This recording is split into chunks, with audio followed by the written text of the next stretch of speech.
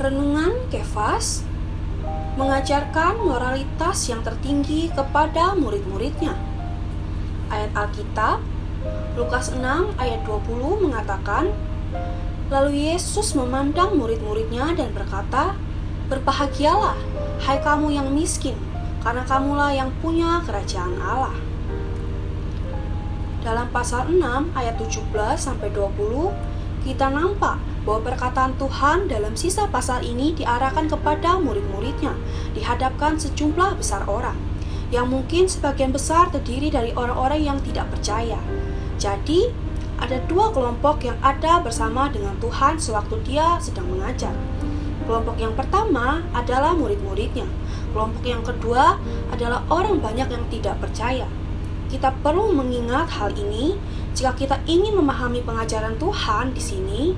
Kadang-kadang firman-Nya ditunjukkan kepada kaum beriman, dan kadang-kadang ditunjukkan kepada orang-orang yang tidak percaya.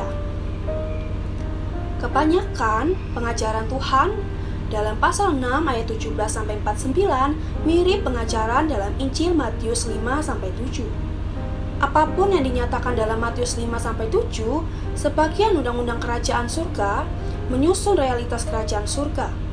Apapun yang disebutkan dalam Lukas 6, 20-49 sebagai prinsip-prinsip dari karakter anak-anak Allah, mengendalikan, mengukur tingkah laku kaum beriman yang telah dilahirkan dari Allah dan memiliki hayat dan sifatnya.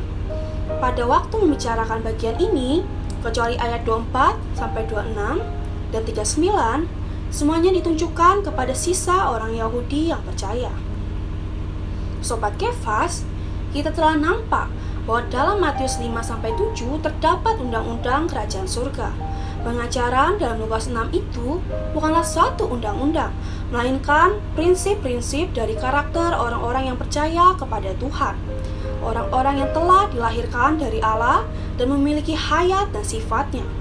Sebagai orang-orang yang telah dilahirkan kembali oleh Allah, kita kaum beriman memiliki hayat dan sifat Allah.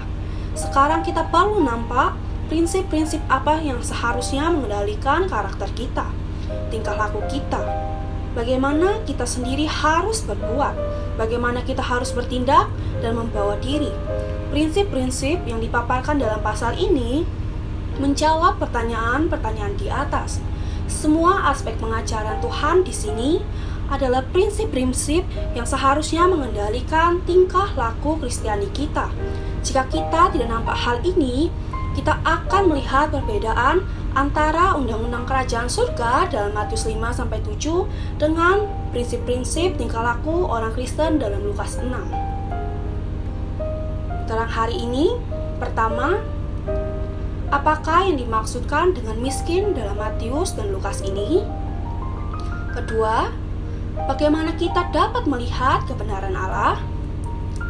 Poin doa, berdoa kiranya Tuhan membawa kita melihat bahwa Ia adalah yang membenarkan ketidakbenaran kita.